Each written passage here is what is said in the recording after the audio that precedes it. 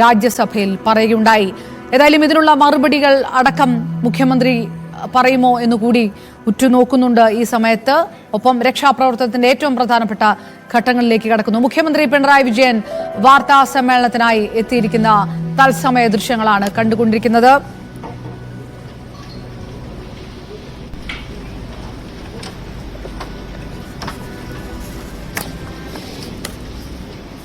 വയനാട്ടിലുള്ള രക്ഷാപ്രവർത്തനം പൂർണ്ണതോതിൽ തന്നെ തുടരുകയാണ്.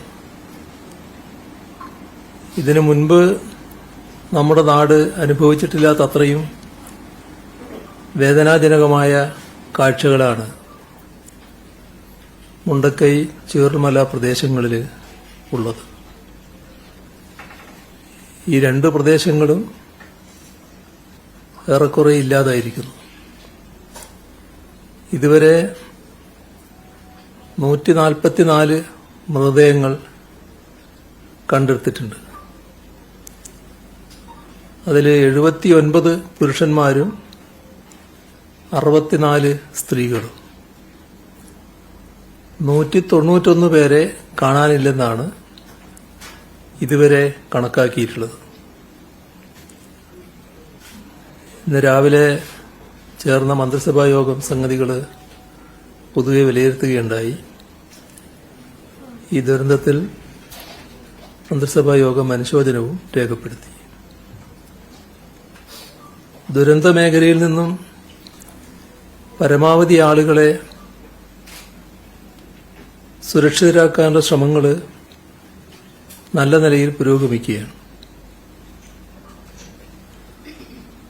ആദിവാസി കുടുംബങ്ങളെ മാറ്റിപ്പാർപ്പിക്കുകയാണ്.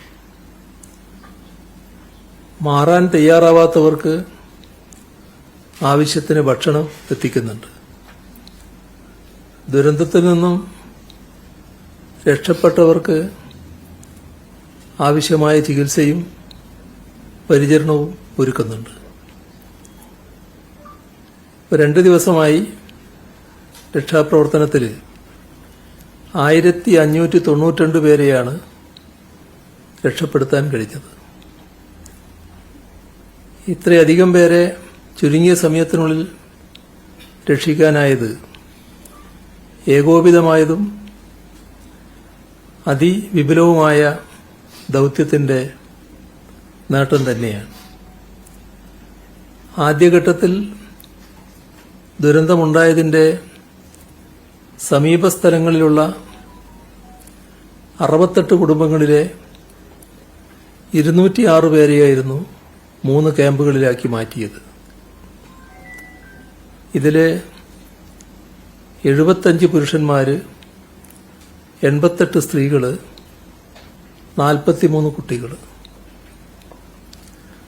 ഉരുൾപൊട്ടലിനെ തുടർന്ന് ഒറ്റപ്പെട്ടു പോയവര്, വീടുകളിൽ കുടുങ്ങിപ്പോയവര്, ഇങ്ങനെയുള്ള 1386 പേരെ 1386 പേര് തുടർന്നുള്ള രക്ഷാദൌത്യത്തിന്റെ ഫലമായി രക്ഷിക്കാനായി.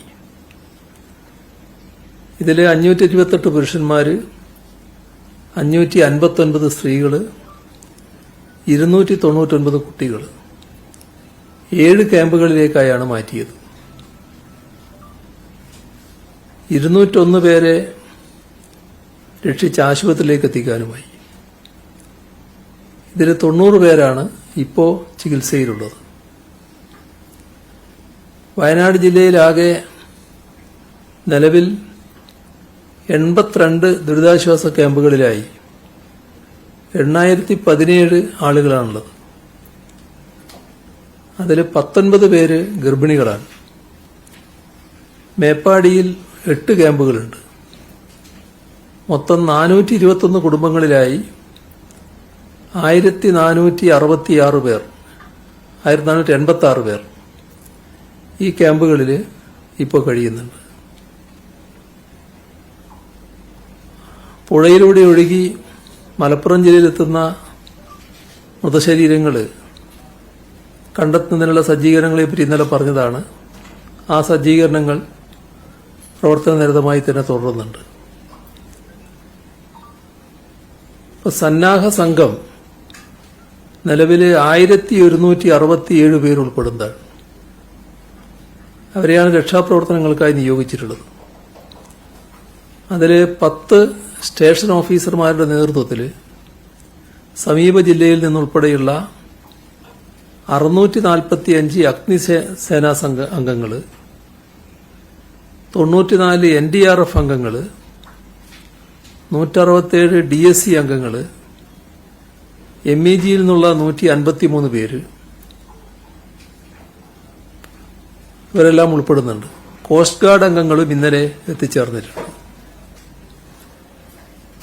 രക്ഷാപ്രവർത്തനം മുന്നോട്ട് കൊണ്ടുപോകുന്നതിന് ആവശ്യമായ ഉദ്യോഗസ്ഥ സംവിധാനങ്ങളും ഉപകരണങ്ങളും എത്തിക്കുന്നതിനുള്ള തടസ്സങ്ങൾ ഒഴിവാക്കുക,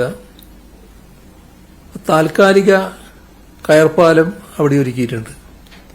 ആ താൽക്കാലിക കയർപ്പാലത്തിലൂടെ റെസ്ക്യൂ ടീമിനെ എത്തിക്കുക, ഇതിനെല്ലാം പ്രത്യേക പരിഗണനയാണ് നൽകുന്നത്. റോഡ് തടസ്സം ഒഴിവാക്കാൻ കർശന നിർദ്ദേശം നൽകിയിട്ടുണ്ട്. നിലവിൽ മുണ്ടക്കൈ ഭാഗത്തെ രക്ഷാപ്രവർത്തനങ്ങൾക്കും പ്രഥമ പരിഗണന നൽകിക്കൊണ്ടാണ് നീങ്ങുന്നത്. അതേപോലെ തന്നെ അട്ടമലയും ചൂരൽമലയും നല്ല നിലക്കുള്ള രക്ഷാപ്രവർത്തനമാണ് നടക്കുന്നത്. ചികിത്സയും പരിചരണവും നൽകാൻ ആവശ്യമായ മെഡിക്കൽ ടീമിനെ സജ്ജമാക്കിയിട്ടുണ്ട്. അവശിഷ്ടങ്ങൾക്കിടയിൽ നിന്നും മൃതദേഹങ്ങൾ കണ്ടെത്താൻ K9 ടീമിനെ നിയോഗിച്ചിട്ടുണ്ട്. ഭക്ഷണവും കുടിവെള്ളവും എത്തിക്കാൻ നേവിയുടെ സഹായവും സ്വീകരിച്ചിട്ടുണ്ട്.